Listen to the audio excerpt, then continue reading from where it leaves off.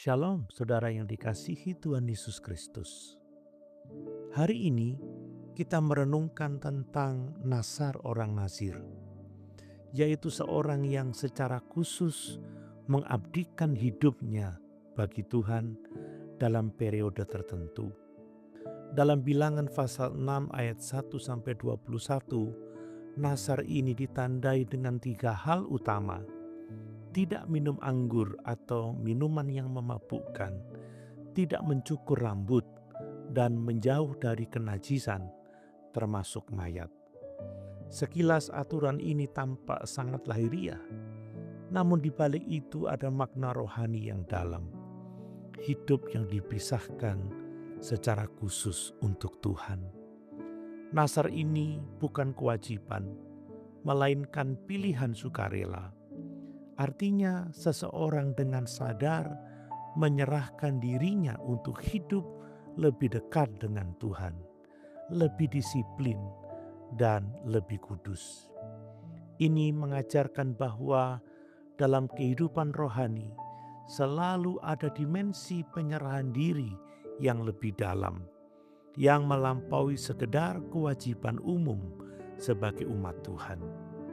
3 tanda Nasir itu memiliki makna simbolis.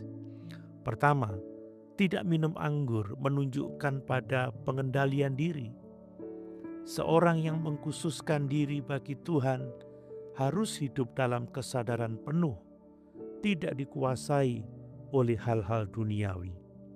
Kedua, tidak mencukur rambut menjadi tanda identitas yang terlihat. Artinya, hidup yang dipersembahkan kepada Tuhan tidak hanya tersembunyi di dalam hati, tetapi juga nyata dalam kehidupan sehari-hari. Ketiga, menjauh dari kenajisan menunjukkan komitmen terhadap kekudusan. Hidup yang dipersembahkan kepada Tuhan tidak dapat bercampur dengan dosa. Saudara, dalam Perjanjian Baru, konsep ini tidak lagi terbatas pada Nasar tertentu, tetapi berlaku bagi seluruh orang percaya.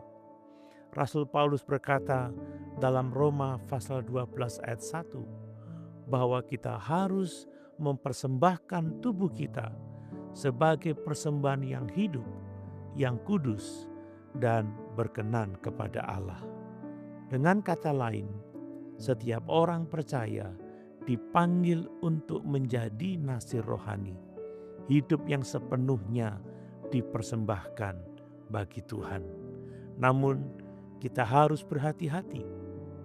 Kekudusan bukanlah sekedar penampilan luar atau aturan-aturan lahiriah. Tanpa hati yang benar, semuanya itu hanya menjadi legalisme. Yesus sendiri menegur orang Farisi karena mereka tampak kudus di luar, tetapi hatinya jauh dari Tuhan. Karena itu, hidup yang dikhususkan bagi Tuhan harus dimulai dari hati yang mengasihi Tuhan, bukan sekedar ketaatan yang kosong. Renungan hari ini mengingatkan kita, hidup Kristen bukan hanya tentang diselamatkan, tetapi juga tentang dipersembahkan. Pertanyaan refleksi bagi kita, apakah hidup saya sungguh-sungguh dipersembahkan bagi Tuhan? Ataukah saya masih hidup terbagi antara Tuhan dan dunia? Mari kita berdoa. Tuhan yang kudus, kami rindu hidup kami sepenuhnya menjadi milik-Mu.